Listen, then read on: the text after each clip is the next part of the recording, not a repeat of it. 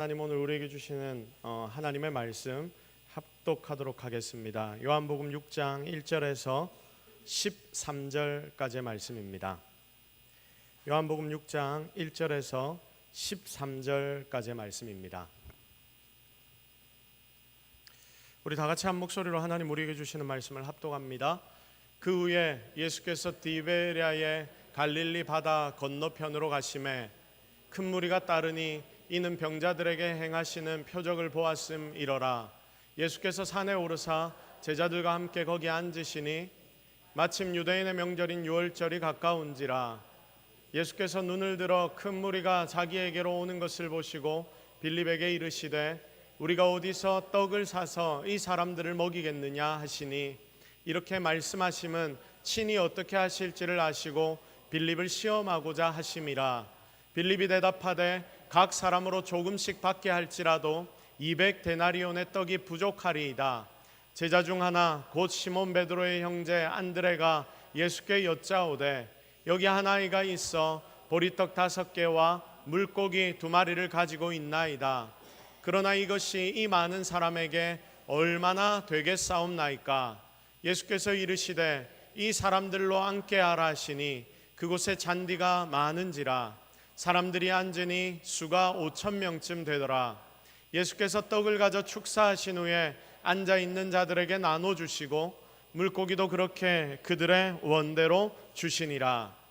그들이 배부른 후에 예수께서 제자들에게 이르시되 남은 조각을 거두고 버리는 것이 없게 하라 하심으로 이에 거두니 보리떡 5개로 먹고 남은 조각이 12바구니에 찼더라. 아멘.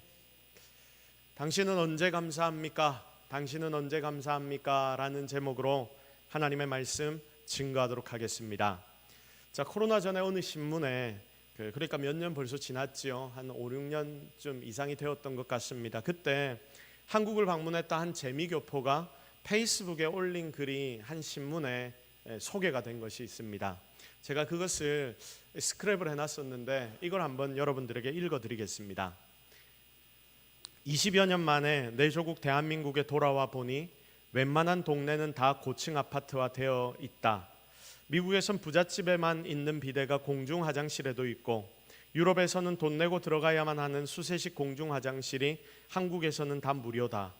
대부분의 서울 주차장은 자동 인식기로 들어가고 아파트 문은 비밀번호나 카드로 열고 대중교통은 카드 하나로 다 해결이 된다.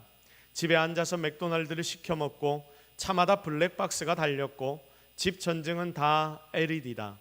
미국에서 나름 부자 동네에 사는 나도 놀라고 부럽다. 나는 한 20, 30년 뒤처진 것만 같다. 오늘도 부드럽게 한국의 창문을 열면서 뻑뻑대고 고장나 있는 내 미국 우리 집 창문을 생각해 본다. 집마다 TV 채널은 끝이 없고 와이파이가 잡히는 버스 정류장은 버스가 언제 도착하는지까지도 알려준다. 콜택시와 지하철, 조금만 걸으면 먹을 수 있는 수없이 다양한 먹거리들이 가득하다. 미국의 대도시 대부분은 밤이 위험해서 걸어 다니지도 못하는데 서울은 밤늦게까지 사람들이 자유롭게 걸어 다닌다. 그런데 아이러니한 것은 만나는 내 한국 친구마다 자신들이 지옥에 살고 있다고 아우성이다. 무능 정치, 비싼 전셋값, 힘든 교육, 오늘도 월세로 매달 수천 불을 벌이며 사는 미국 사람들보다 한국인들이 행복하지 않은 이유는 무엇일까? 연봉이 달러로 치면 내 반도 안 되는 내 한국 친구가 나보다 더 좋은 차를 몰고 다니고 더 비싼 음식을 먹고 더 편리하고 고급 제품이 있는 삶을 살면서도 만족스럽지 않은 이유는 무엇일까? 의료보험료가 미국의 10분의 1밖에 안 되고 치료비도 10분의 1로 느껴지는 이곳이 같은 10불짜리 밥을 먹어도 팁을 안 내기 때문에 항상 할인받는 것 같은 이곳이 지옥이라니 신기하다. 50대가 되면 회사에서 쫓겨난다는데 내 주변에 해고당한 사람은 미국에 훨씬 더 많은데 나도 여기에 오래 살면 이들처럼 느끼게 되겠지. 좋은 일자리, 취직을 못해서 헬조선을 입에 달고 사는 한국 청년들도 대학 때 해외여행 한번 안 가본 사람이 드물다는데 미국 같은 선진국의 국민들도 평생 자기가 태어난 지역을 벗어나 보지 못하는 사람들이 아직도 인구의 절반이 넘는다. 잘 살면서도 끝없이 가난과 위기를 노래하는 내 조국, 이들에게 안식과 평안이 필요함을 느낀다. 언제쯤 우리에게 진짜 가난한 북쪽 동포들을 돌아볼 여유가 생길까? 저는 이 칼럼을 읽으면서 그래, 내가 너무나 당연시 여기고 있었던 것들이 정말 감사해야 하는 일들이구나, 이것을 더 많이 생각하게 되었습니다. 물론 이 사회, 이 대한민국이라는 땅에 구조적인 문제들이 존재합니다. 한국 사회의 특징들이 있습니다. 그러나 어쩌면 이런 불평들로 인해서 우리의 사회에 오히려 더 큰 어려움들이 확산되고 있는 것은 아닌가 하는 부분에 대하여 우리가 고민해 보아야 합니다. 한번 보십시오. 인구 절벽이 지금 찾아왔다라고 이야기를 하는데, 사실은 이런 불평들이 10여 년 이전부터 우리 사회에 만연해지기 시작했는데, 이런 불평들로 인하여 결혼율이 점점 더 떨어지게 되고 출산율은 더 낮아지게 되고 자녀들은 더 낳지 못하게 되어 더 사람들을 위축되게 만들어서, 그래서 인구 절벽의 시간을 어쩌면 우리에게 더 빠르게 당겨오고 있는 것은 아닌지 여러분 심각하게 고민해 보아야 할 부분입니다. 여러분, 오늘은 맥추감사주일입니다. 2023년의 전반기를 돌아보면서 여러분의 삶은 과연 어떠했는지를 살피고 또 그 모든 것 속에서 하나님을 향한 감사를 피워내는 그런 시간이 바로 오늘 이 맥추감사주일 이날입니다. 정말 우리는 감사해야 합니다. 왜냐하면 그것이 하나님의 명령이며 그것이 우리의 삶의 힘이자 도움이 되기 때문입니다. 성경에 많은 감사의 내용들이 있지만 오늘 우리는 예수님의 감사에 조금 집중을 해보려고 합니다. 지금 읽은 본문은 오병이어 사건입니다. 주님이 놀라운 일을 행하시며 자신이 하나님이심을 알리는 내용이 이 본문에 기록이 되어 있습니다. 그러면서 오늘 주님은 여러분들을 갈릴리의 어느 한 풀밭으로 초대하고 계십니다. 그리고 여러분에게 주님이 직접 말씀하십니다. 나의 감사를 너희들이 좀 보고 진짜 감사가 무엇인지를 배워라. 너희도 그리고 이렇게 감사해라. 그러면 분명 너희의 인생은 달라지게 될 것이다. 맥추감사주일에 주님의 음성에 귀를 기울이십시오. 그리고 여러분에게 당부하시는 주님의 음성대로 정말 감사하는 인생을 사십시오. 그래서 이제까지와는 다른 여러분의 삶을 누려나가는 우리 모든 성도들이 되기를 예수 그리스도의 이름으로 축복합니다. 자, 먼저 주님이 말씀하십니다. 첫 번째, 주님이 우리에게 말씀하십니다. 항상 감사해라. 항상 감사해라. 자, 이 말이 뭐냐면 다 같이 한번 따라하겠습니다. 감사의 상황이 아니더라도 감사해라. 시작. 자, 감사의 상황이 아니면 여러분 뭐 해야 됩니까? 우리가 뭐 해야 됩니까? 불평해야 됩니까? 방금 우리가 이렇게 읽었는데 불평해야 된다 이야기하시면 안 되죠. 여러분, 감사의 상황이 아니더라도 우리는 무엇을 해야 한다?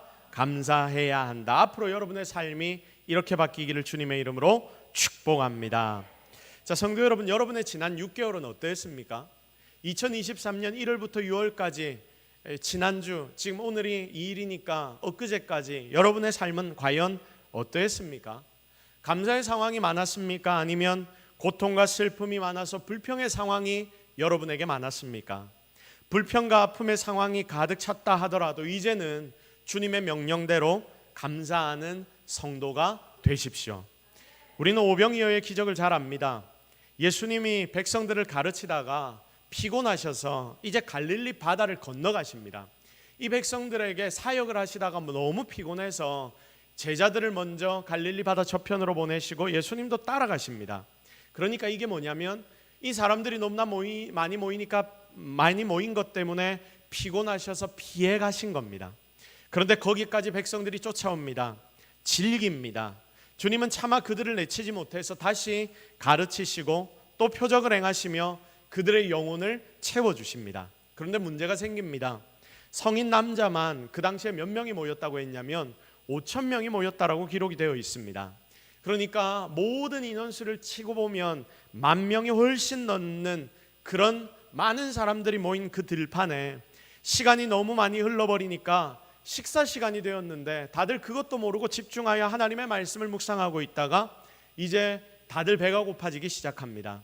그때 한 아이가 보리떡 5개와 물고기 2마리를 주님 앞으로 가져오는데 그것을 가지고 주님은 11절 주님 축사하시고 앉아있는 모두에게 주님이 나눠주셔서 배 터지게 먹여주시고 12바구니를 결국 남기게 됩니다. 놀라운 기적이 바로 여기에서 나타납니다.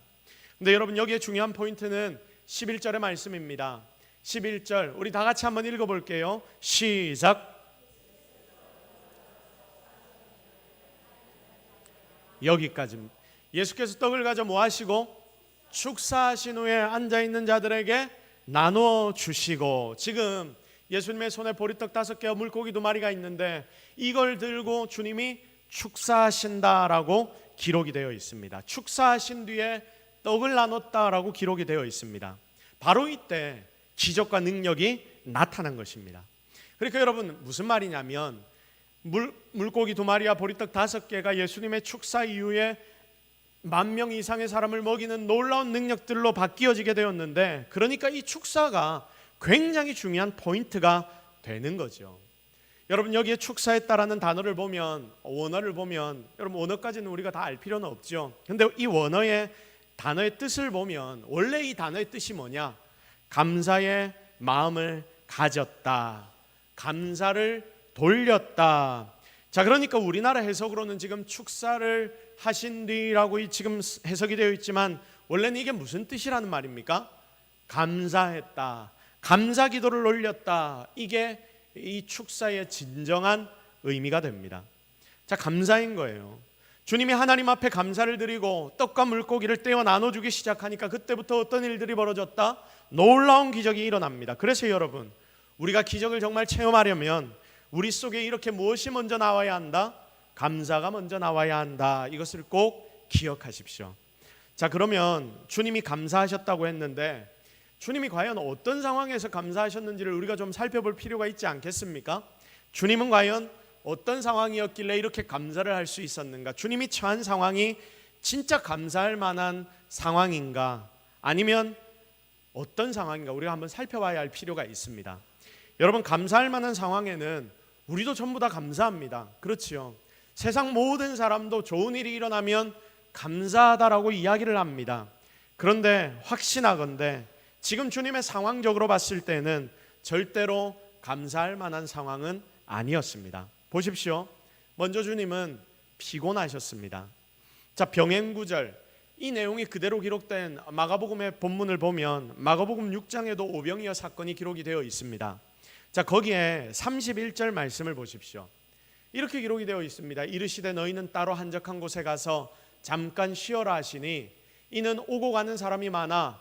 다 같이 읽겠습니다. 시작. 음식 먹을 겨를도 없음이라. 아멘. 주님 뭐라고 말씀하십니까? 제자들에게 너희들 한적한 곳으로 좀 가라. 왜? 얘네들이 여기 있으니까 뭐도 안 된다. 밥 한 술 뜰 시간조차도 없었다. 너무 바빠서 뭘 먹을 시간조차도 없었다는 말씀입니다. 여러분, 우리가 보통 일을 할 때 무슨 이야기를 많이 합니까?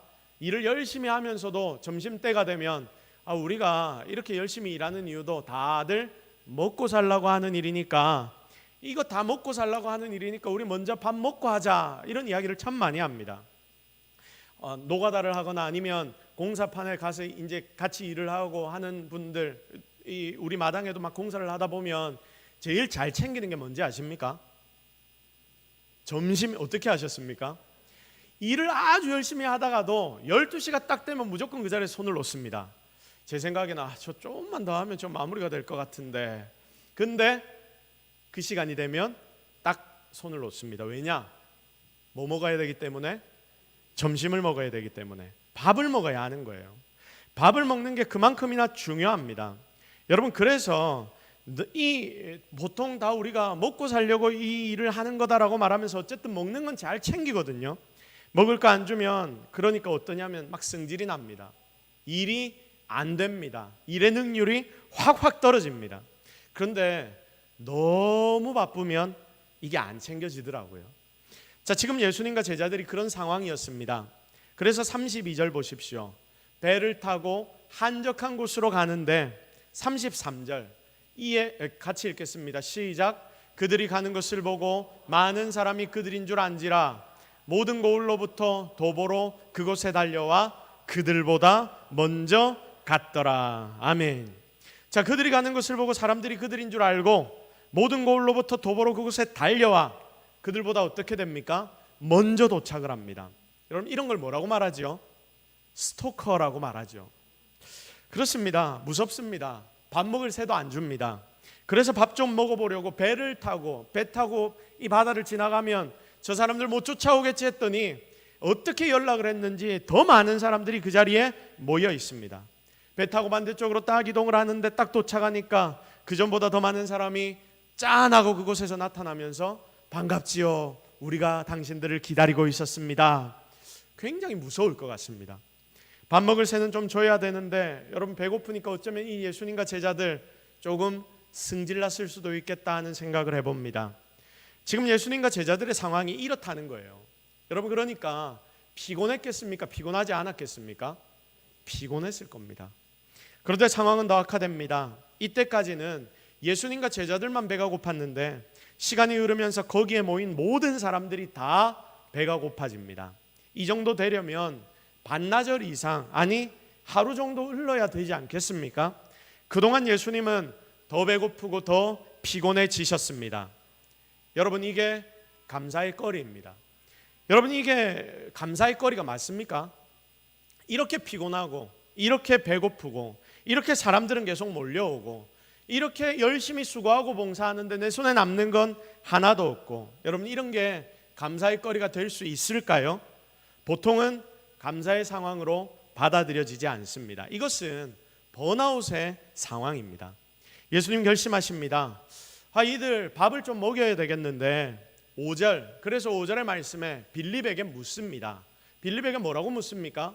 예수께서 눈을 들어 큰 무리가 자기에게로 오는 것을 보시고 빌립에게 이르시되 우리가 어디서 떡을 사서 이 사람들을 먹이겠느냐 빌립에게 묻습니다. 빌립이 대답합니다. 빌립 보면 마치 계산기와 같아요.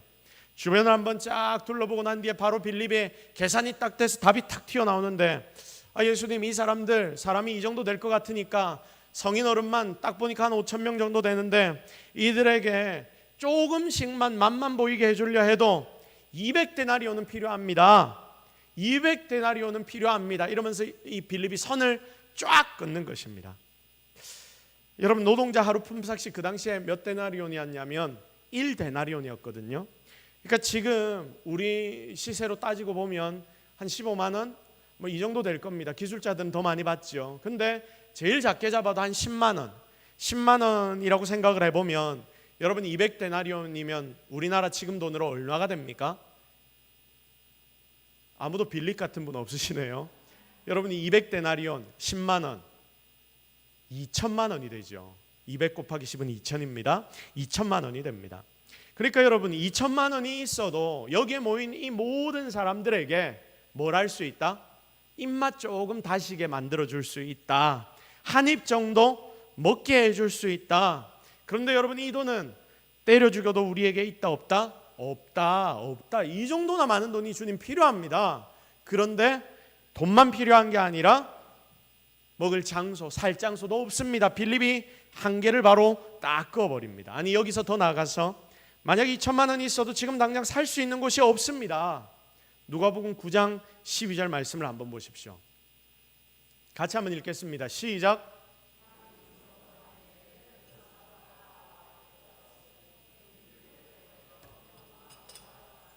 촌으로 가서 요하여 먹을 것을 얻게 하소서. 우리가 있는 여기는 빈들이니다. 아멘. 자, 뭐라고 이야기합니까? 주님, 여기는 빈들이라서 무리를 다 이제 집으로 좀 보내주십시오. 쟤네들 여기까지 있다가 나중에 배가 고파서 분명히 불평한 사람들 생길 겁니다. 빨리 두루마을과 촌으로 보내서 먹을 거 지들이 얻게 하소서. 다시 오고 싶은 사람은 밥 먹고 오고, 아닌 사람은 지들 집으로 돌아가게, 이제 이렇게 좀 정리를 해 주십시오. 우리에게는 돈도 없고 살 곳도 없습니다. 여러분, 이런 걸 뭐라고 말합니까? 돈도 없고 살 곳도 없고 살만한 사람도 없고 힘도 없다. 여러분, 이런 걸 뭐라고 말하냐면 총체적 난국이다라고 말합니다. 자, 엎친데 덮쳤다, 때린데 또 때린다.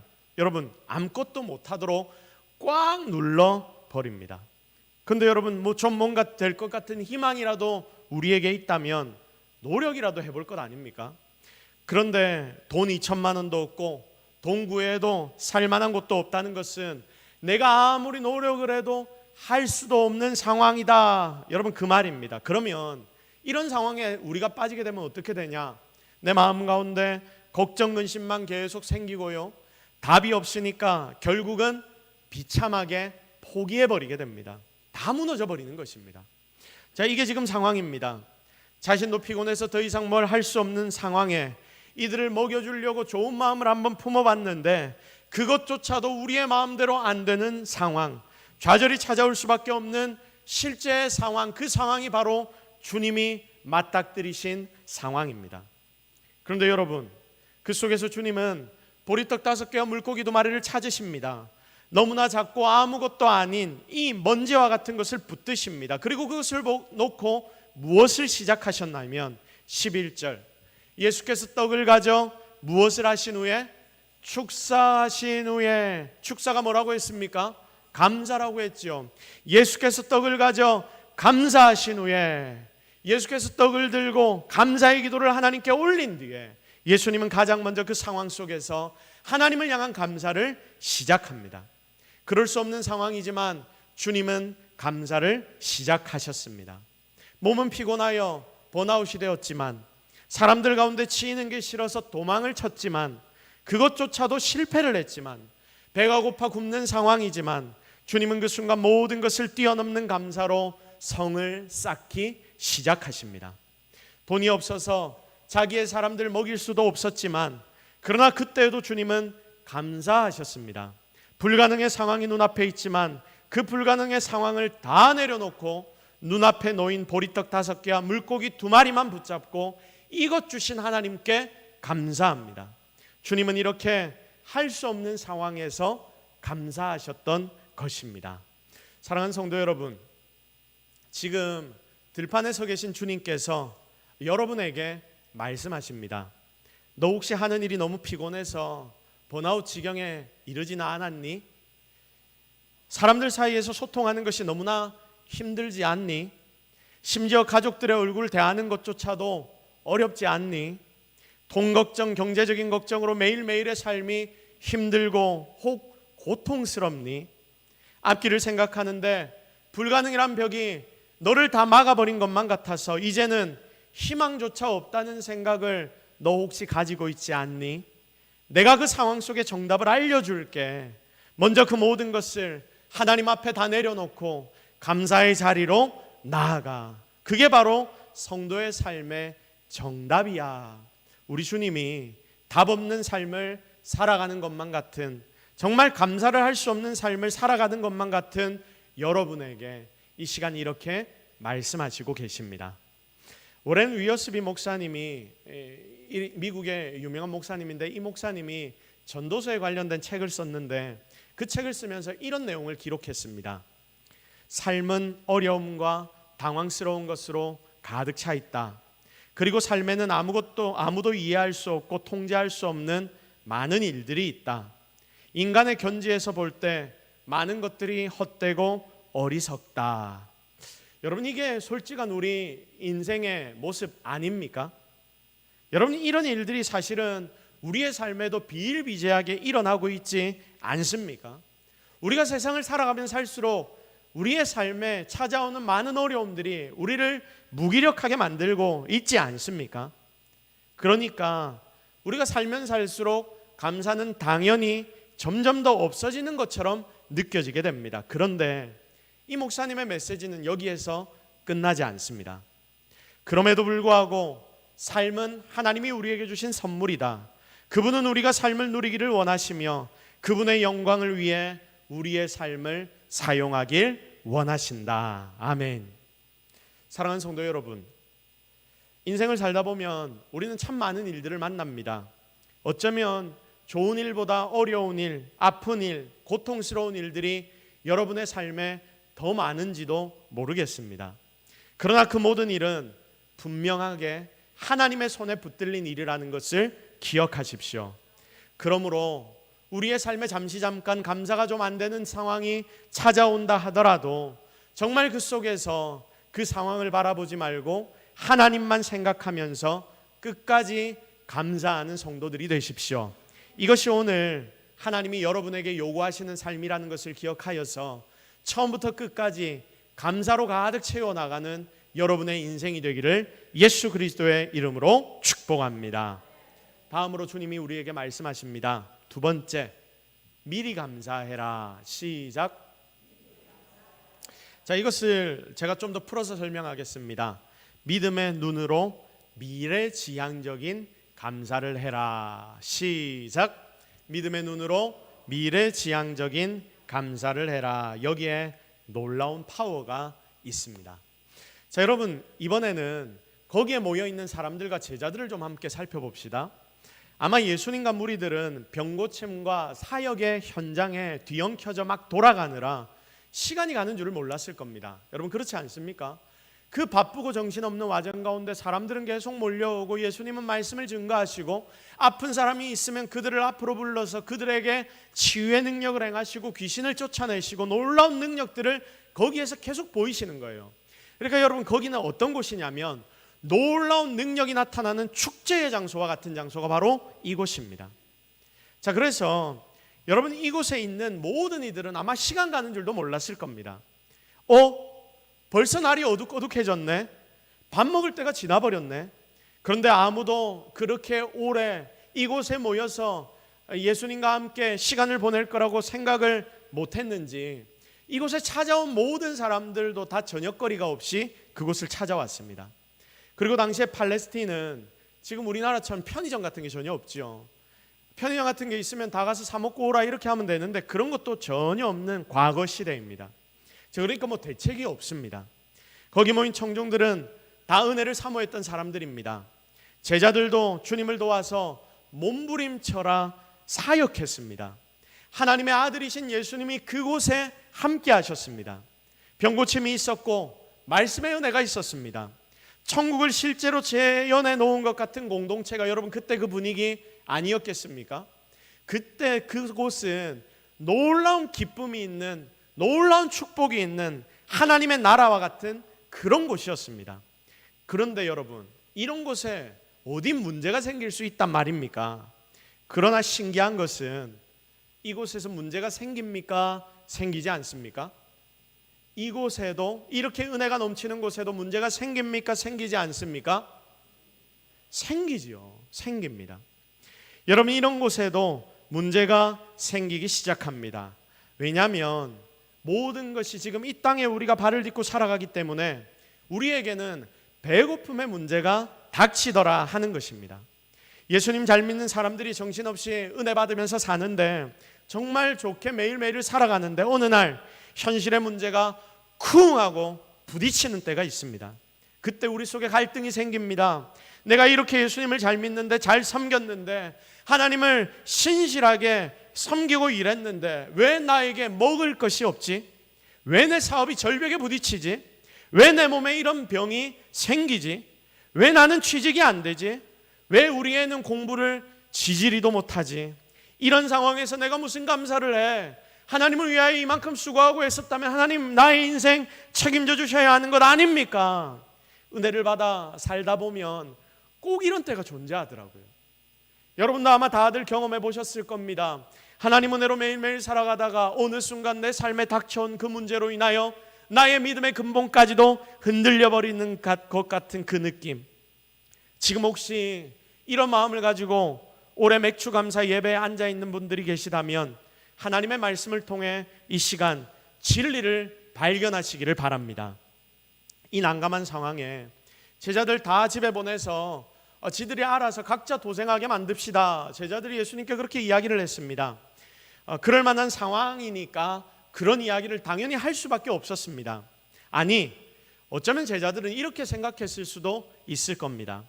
적어도 우리가 이렇게 지들 위해 봉사했다면, 아니 지들 위해 우리가 이렇게 하루 종일, 아니 며칠 동안 이렇게 봉사하고 병 고쳐주고 귀신 쫓아내고 말씀 나눠주고 이런 일을 우리가 앞에서 열심히 했으면 우리의 밥 정도는 쟤네들이 챙겨줘야지.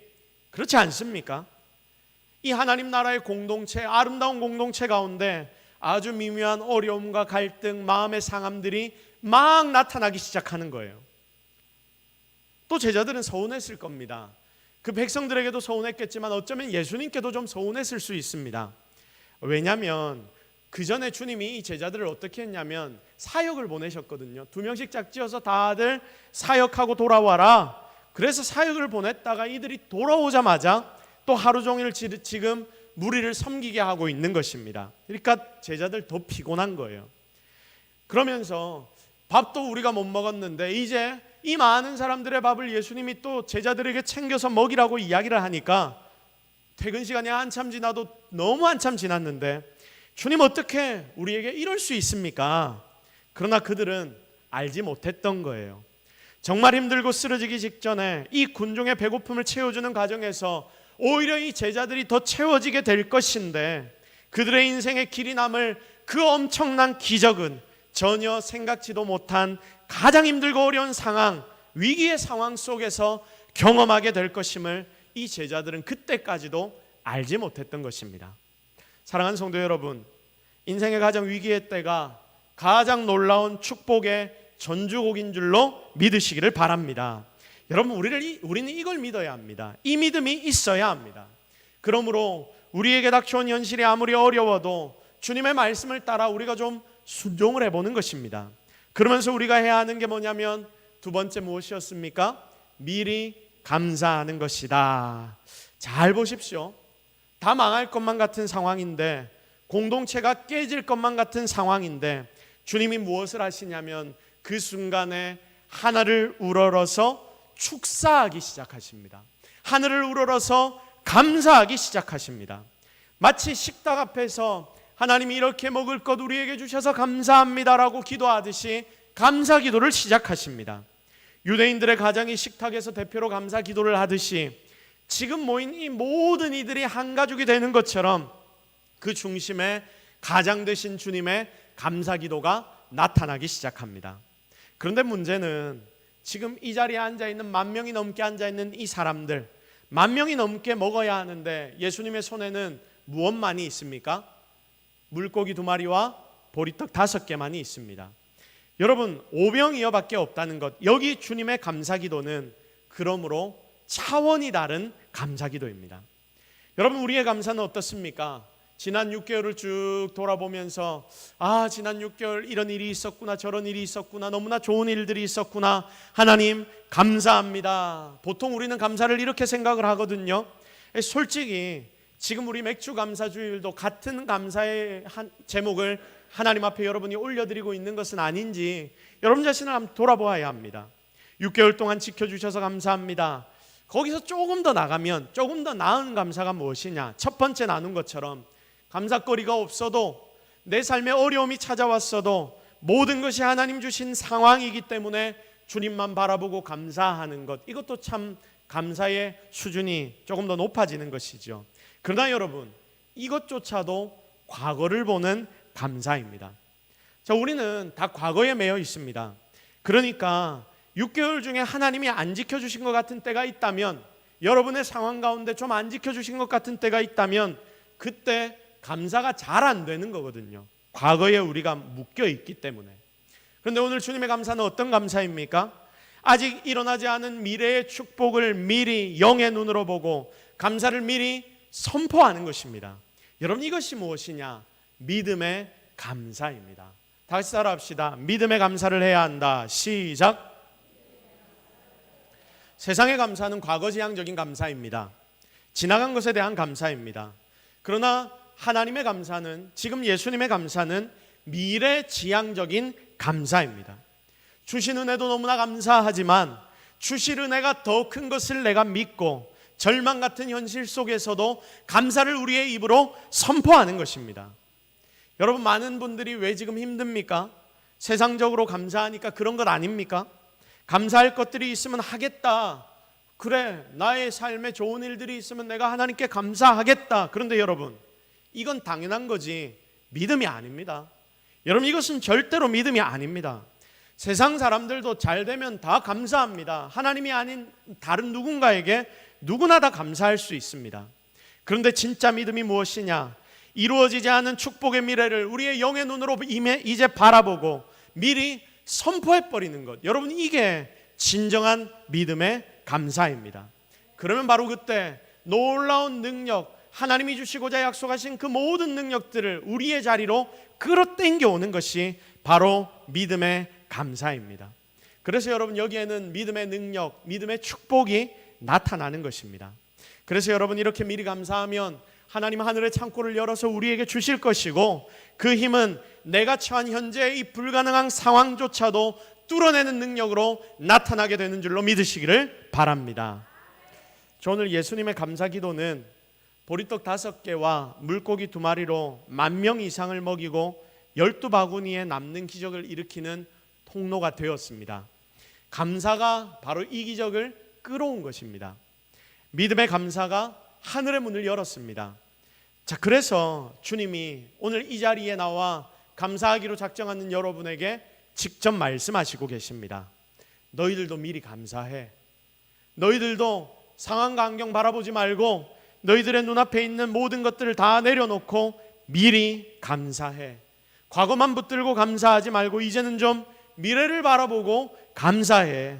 미래를 향해 믿음으로 감사를 선포해. 우리 주님이 여러분에게 지금 말씀하시고 계십니다. 그 감사를 분명 하나님은 받아주실 줄로 믿으시기를 바랍니다.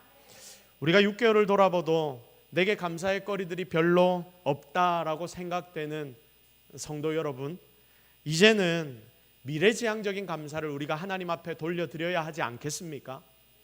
여러분의 삶에 과거에 어떠했던 그것보다 더 큰 하나님의 은혜가 여러분의 삶을 이미 장악할 터인데, 여러분과 하나님을 우리가 바라보면서 우리가 미리 감사하는 성도들이 되어야 할 것입니다. 그렇게 미래지향적인 감사를 이제부터 하나님 앞에 올려드리십시오. 그러면 분명 여러분의 삶은 이전과는 다른 완전한 기적들로 가득 채워지게 될 줄로 믿습니다. 이제 말씀을 정리하겠습니다. 주님이 2023년 후반기를 새롭게 시작하는 여러분에게 말씀하십니다. 첫 번째, 항상 감사해라. 우울하고 슬프고 고통스럽고 불평불만이 나올 때도 어떻게 하라? 감사해라. 그게 너희를 향한 나의 뜻이야. 주님이 이렇게 말씀하십니다. 또 주님이 말씀하십니다. 두 번째, 미리 감사해라. 이제는 과거만 붙잡고 생각하지 말고 미래지향적으로 믿음의 눈으로 미래를 바라보고 감사해라. 그것이 너희의 믿음이다. 그런 인생 가운데 내가 주는 기적이 분명하게 채워질 거다라고 주님이 오늘 여러분에게 말씀하십니다. 정말 여러분, 우리 이렇게 살아서 이제까지와는 다른 삶을 제대로 살아내는 주님의 제자 되기를 예수 그리스도의 이름으로 축복합니다. 우리 제가 말씀 붙잡고 한번 기도하겠습니다. 오늘의 이 말씀을 통해서 여러분 기도해야 될 제목들은 선명합니다. 하나님, 내가 감사하게 해주십시오. 항상 감사하게 해주십시오. 미리 감사하게 해주십시오. 그래서 하나님이 주신 축복을 우리도 체험하게 하옵소서. 여러분, 오병이어의 기적 여러분도 체험해보고 싶지 않습니까? 그게 어디서 나타나느냐? 오늘 주님의 말씀 따라 순종하는 자들에게 나타납니다. 우리 두 가지 제목을 놓고 하나님이 여러분들에게 말씀하신 대로 여러분의 입술로 하나님 앞에 기도하며 고백하며 나아가도록 하겠습니다. 다 같이 기도합시다. 하나님, 오늘 우리에게 하나님 은혜를 주셔서 너무나 감사합니다. 감사하다라고 고백할 수 있는 시간을 허락하셔서 감사합니다. 세상 그 어떤 이도 이렇게 감사하며 살 수 없는데 주님은 감사하셨습니다. 그 감사가 결국 하나님의 능력을 끌어당기는 힘이 되었습니다. 오늘 이 자리에 엎드려 기도하는 성도들, 정말 최선을 다해 기도하고 엎드림으로, 아니 감사함으로 하나님이 일하시는 능력을 체험하는 우리 모두가 되게 하여 주시옵소서. 하나님, 오늘 우리가 솔직한 마음을 가지고 주님 앞으로 나아갑니다. 참 우리의 삶에는 불평이 많았습니다. 불만이 많았습니다. 항상 하나님 앞에 투덜거렸습니다. 무엇이 잘 되는 것보다 잘 안 되는 것이 내 눈에 먼저 보였고, 그래서 그것으로 불평불만하는 게 우리의 삶의 정말 큰 부분이었습니다. 오늘 이 시간 주님 앞에 회개합니다. 이제 모든 것 내려놓고 주님 앞으로 나아가오니 우리 속의 모든 불평불만은 사라지게 하시고 하나님 안에 감사만이 넘쳐날 수 있도록 주님이 도와 주시옵소서. 항상 감사하게 하옵소서. 미리 감사하게 하옵소서. 그리하여 결국 하나님의 능력을 체험할 수 있는 모든 성도들이 되게 주님이 도와 주시옵소서. 모든 것 다 하나님 은혜인 줄로 믿사옵고 예수 그리스도의 이름으로 기도드립니다. 아멘.